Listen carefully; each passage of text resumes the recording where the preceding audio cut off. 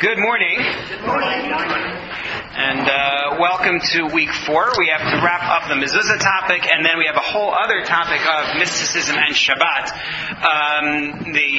I'd like to dedicate the learning for a speedy recovery for Mihira Bat Chana. I have a little bit of a problem with the first part of the class today, though, which is I forgot. This has been a long week. I forgot to print out my mezuzah notes, so I'm flying without the usual net. I think we'll be okay because I think I know what I wanted to say, but honestly, I haven't looked at that in a week. So what I'll do is I can work from what we have here on the story sheet. I think we'll be okay with it. But if I remember afterwards that I missed something, I look back at my notes afterwards and I see I missed something, then I'll send it out. Okay, we introduced mezuzah last time by noting the remarkable idea that there is something more to mezuzah than your standard mitzvah. The idea that the mezuzah somehow provides protection. We talked about weird stories about people being able to read someone's mezuzah and tell them things that they have no business knowing. You sent me an email this morning, right? Yes, I did see it, just didn't answer yet. But the stories abound of institutions where tragedy strikes, something terrible happens, and the reaction is, let's check the mezuzah. And we noted the controversy classically about looking at the mezuzah as a form of good luck charm or talisman. The idea that somehow it has some kind of protective trait seems to creep in that direction. It's not quite the same thing, but if people could remember to turn off their phones, this is a great time to remember. The fact that you have a debate going back to Maimonides and that period of people wanting to include in the mezuzah itself, on the side of the parchment that has the paragraphs from the Torah that make up the core mezuzah, names of angels, charms of some kind, tells you people have been looking at this in a supernatural way for a long time, and one might argue superstitious way. This isn't something we really find by mitzvot in general, and we try to understand, where does this come from? You could take the rationalist approach. Well, you're doing a mitzvah, and because you're doing a mitzvah, God provides protection. There is a discussion in the Talmud about studying Torah, providing protection for people, about performing mitzvot, providing protection. But what happens again with the mezuzah seems to be above and beyond what we normally would associate with a mitzvah. And what we started to talk about last time that makes the mezuzah unique is the idea that you are creating space for God. When you put up a mezuzah on the door of a room, right? Because remember, the mitzvah mezuzah is not simply put a mezuzah on the front door of your house. It's on all the doorways within the home, other than doorways of rooms that are intended for purposes that are inappropriate for mezuzah. Let's say a washroom that doesn't get a mezuzah, a room where you change babies that doesn't get a mezuzah. Assuming it's a room where that goes on regularly. Yeah, imagine a nursery or something like that. Hang on. If it's a room where there are often dirty diapers and the like, it has the same status as a washroom. I mean, people tend to grow out of that phase. But generally speaking, we don't put a mezuzah on a space where it will be exposed to that kind of atmosphere, so to speak. So but the point that I'm getting at is that when you put a mezuzah on a room, you are effectively dedicating that room to God.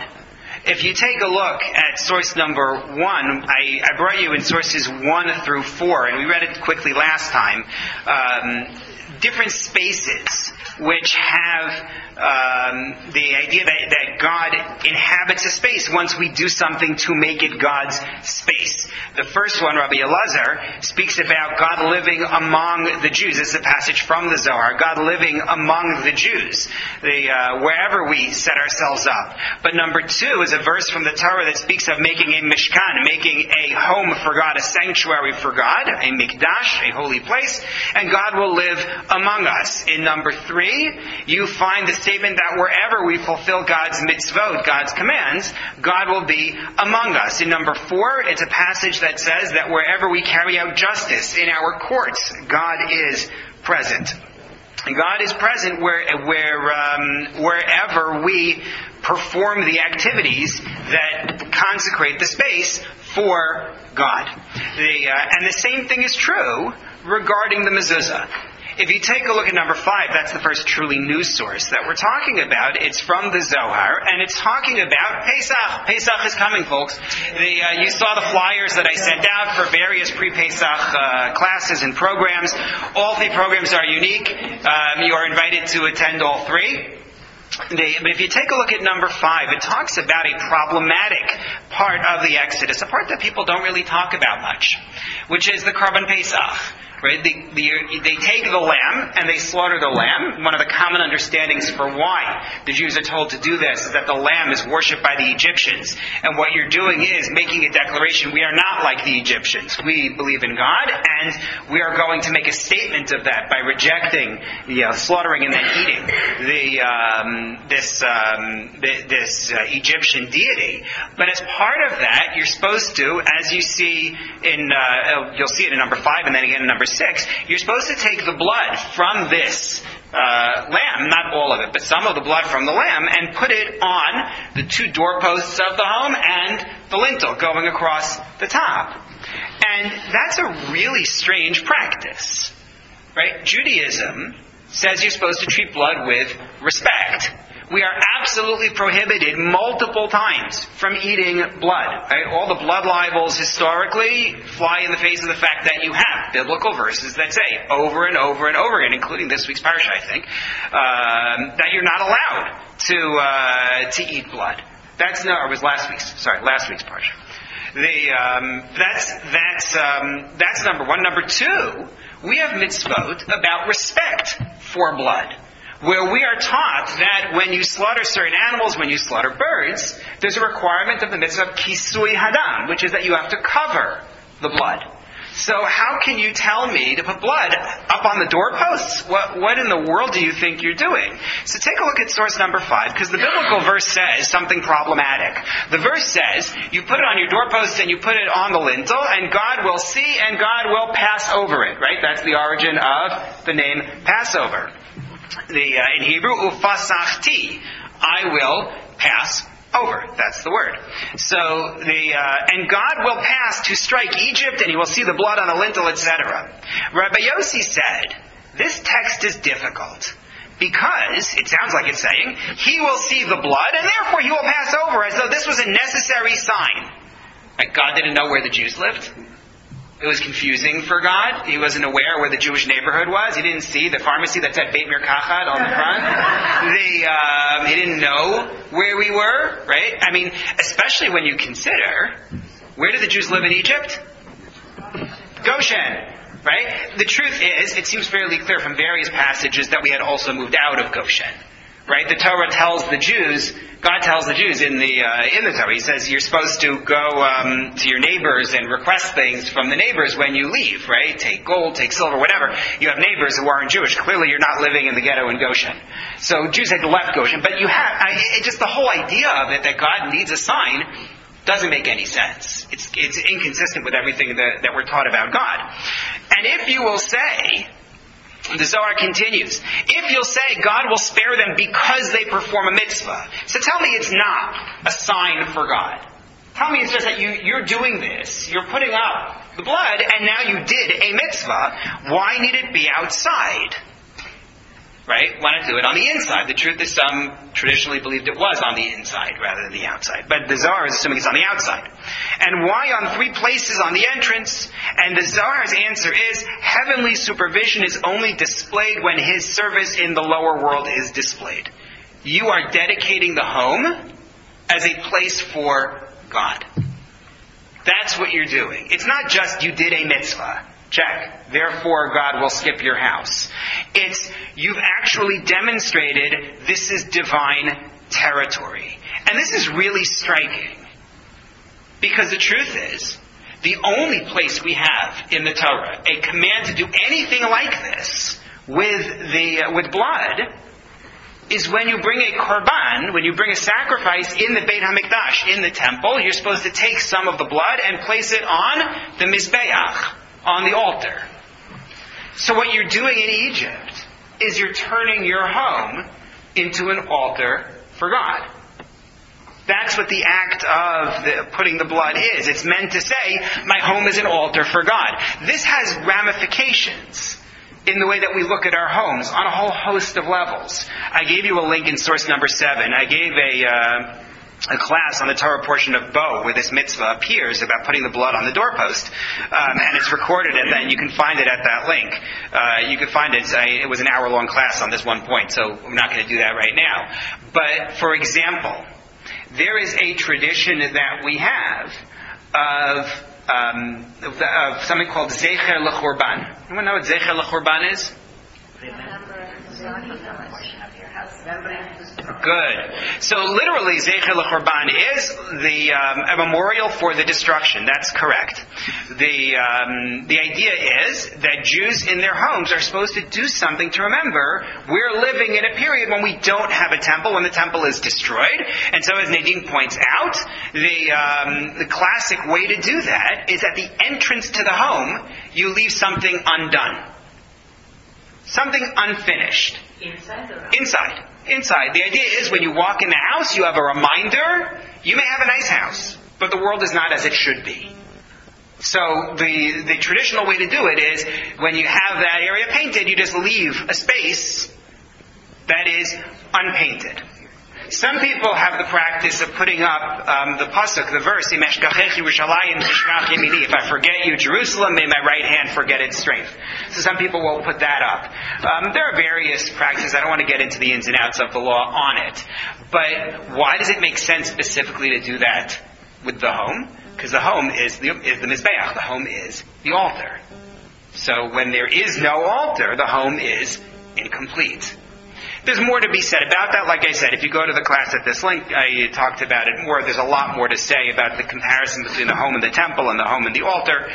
But the point that I want to make here is that's what you accomplish with a mezuzah, and that's what the Zohar and these mystical works that look at the mezuzah as protective are seizing upon.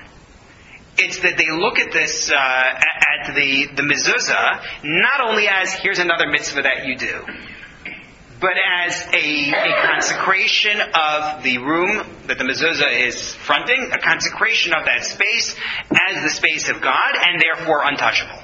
And that's where the idea of the protection comes in, and that's where the idea of examining the mezuzah, if something goes wrong, that's where it comes from. Judith. But this is before the temple.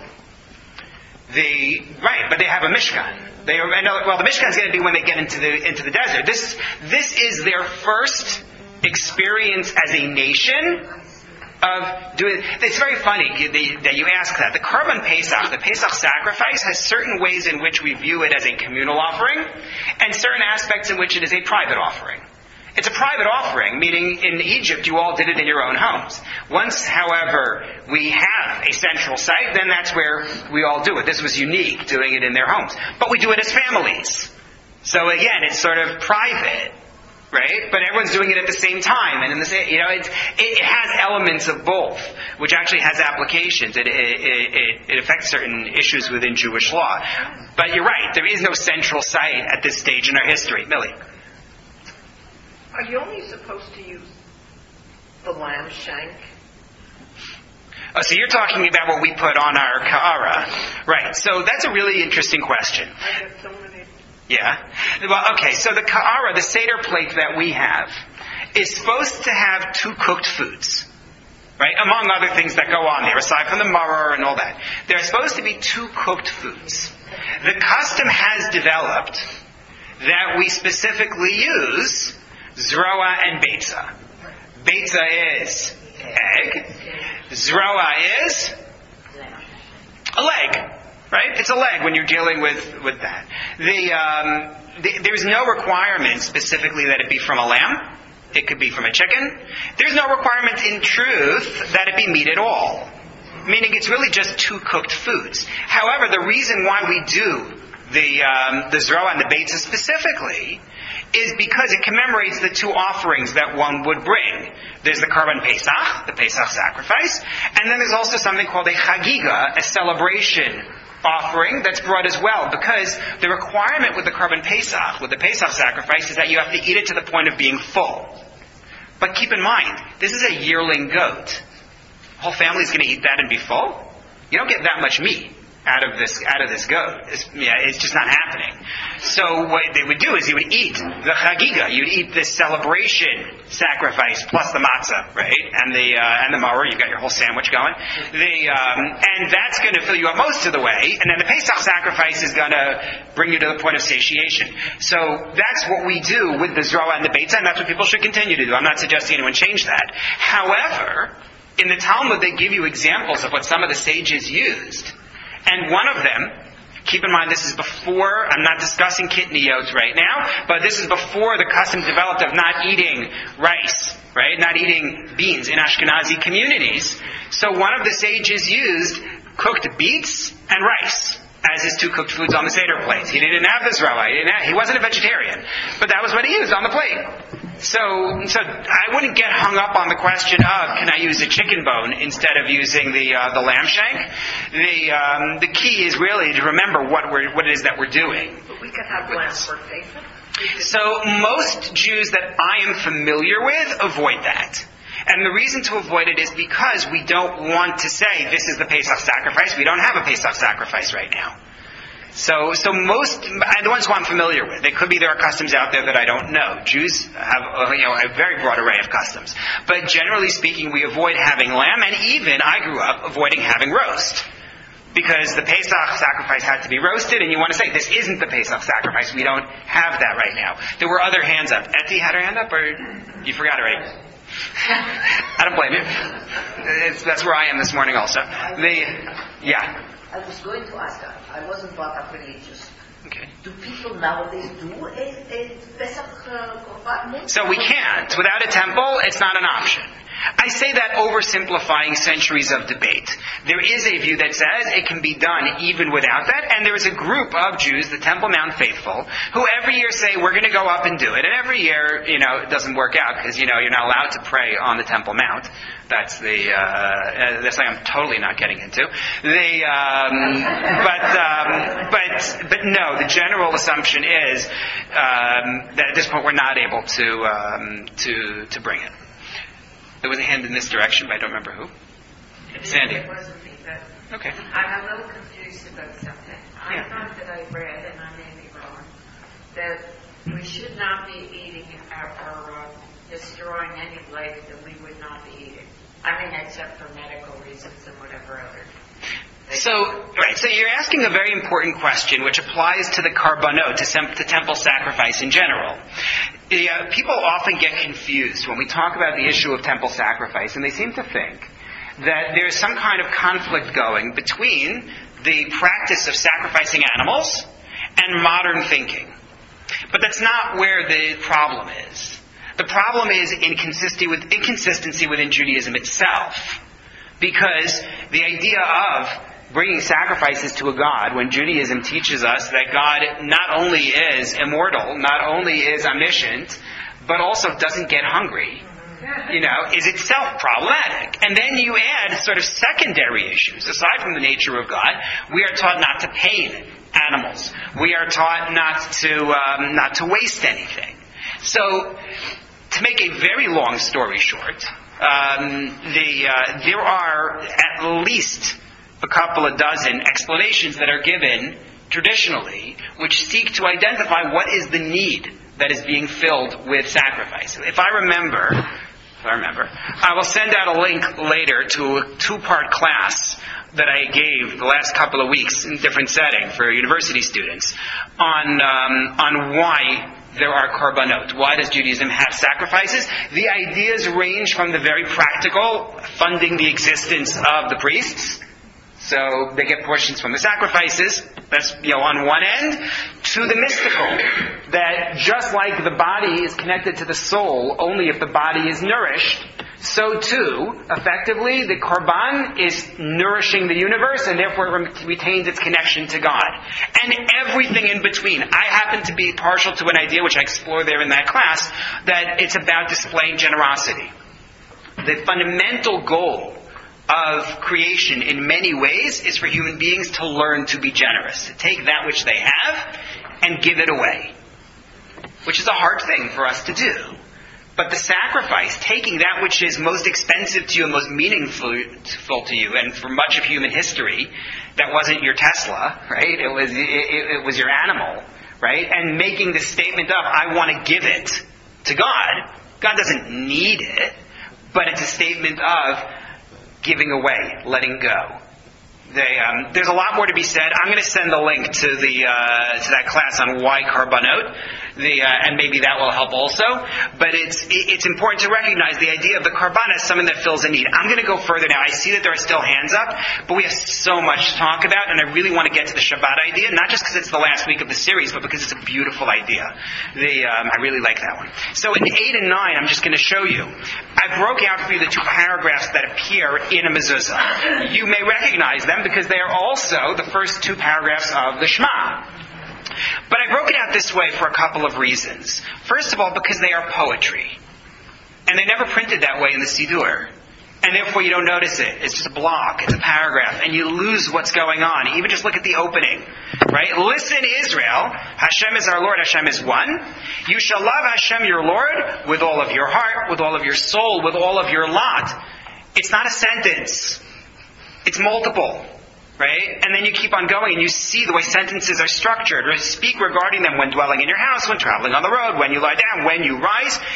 It's a series of statements, a series of thoughts that you have, which, if you look at that paragraph in number 8, it's about dedicating oneself to God. Expressing that love wherever one is and putting it on the doorposts of your house. And then if you flip to number 9, it moves into covenant. If you will listen to my commandments, which I command you today, to love Hashem your Lord, to serve Him with all of your hearts and your souls, then I will do this for you. And again, poetry style, what God is going to provide. But guard yourself, don't leave your pact with God, because then terrible things will happen. And again, same idea, place it on your heart, place it on your soul, you wrap it on your arm, teach it to your children, and inscribe it on the doorposts of your house and in your gates. You are dedicating that space for God. That's what's going on. There's a lot more to be said about these paragraphs. I apologize for racing through it, but we have so much to see regarding Shabbat, and I think I expect that you'll find it worthwhile to spend the rest of the time on that. So I'm going to close the mezuzah topic here and move into the Shabbat topic.